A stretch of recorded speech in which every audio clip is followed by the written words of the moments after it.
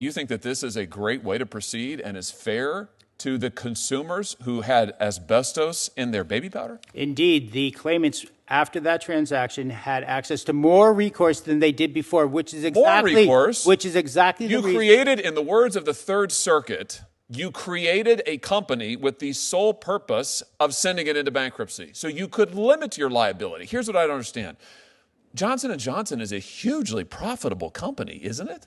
This is where we're talking about a subsidiary. Oh, I know, was in but a you own them loss all. You own position. them all. So aren't you hugely profitable? I mean, how much money did you make on the COVID vaccine, for example? Nothing, actually. We made nothing. You got on it. billions of dollars in subsidies from the federal government. Taxpayers have paid you billions. How much did you make on opioids? All those opioids you prescribed? How much did you make on that over the years?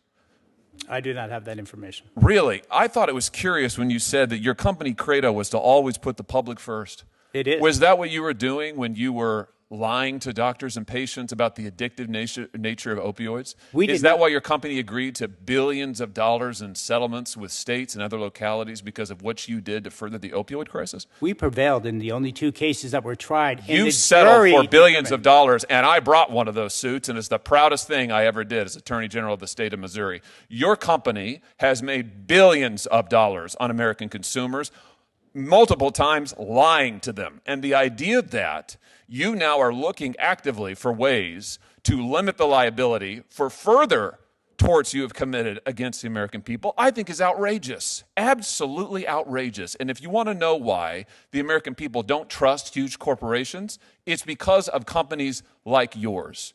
And I would just say to my colleagues, if you want to know why private rights of action are so darn important and why we need to use them against the big tech companies, this is the reason why. One jury verdict got $4.6 billion.